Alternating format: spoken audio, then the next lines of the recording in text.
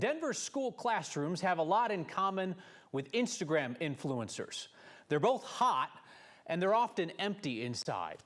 Another day with temperatures too high for kids to learn, so they were sent home early. And this is going to keep happening at some schools for years. Here's Mark Salinger.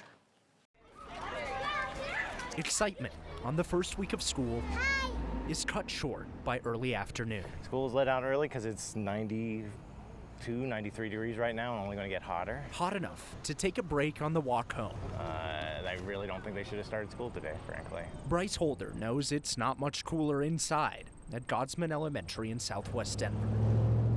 I worry about heat in these classrooms. This school, other schools, I worry about that a lot. Godsman is one of 14 Denver public schools that let out early today because of a lack of air conditioning.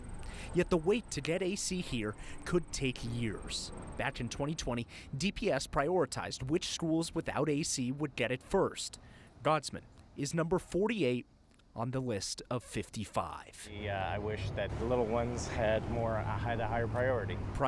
It was very hot. That Amari, Mila, and students at Stedman Elementary in Park Hill are still waiting to see. Like 200 degrees in there.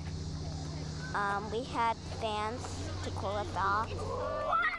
Stedman is at the top of the list to get air conditioning next, thanks to a bond measure passed 3 years ago. DPS ranks which schools will get it first based on a series of measurements. First, a temperature study to find which schools are the hottest.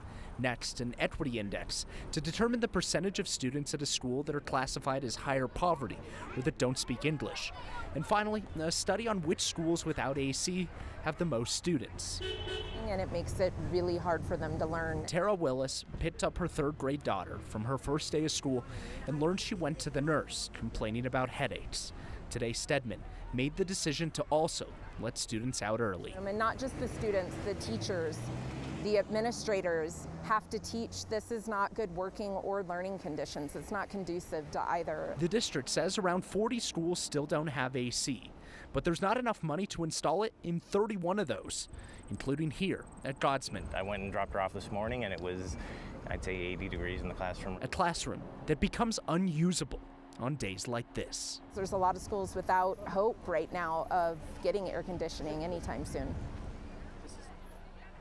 When Denver voters passed the bond measure in 2020, DPS invested $130 million to install air conditioning in 24 schools.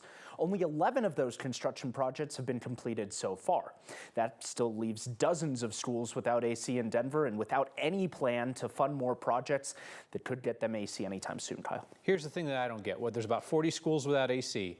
They didn't all cancel or send kids home today. No, only 14 of them did. 17 have already planned to do it tomorrow.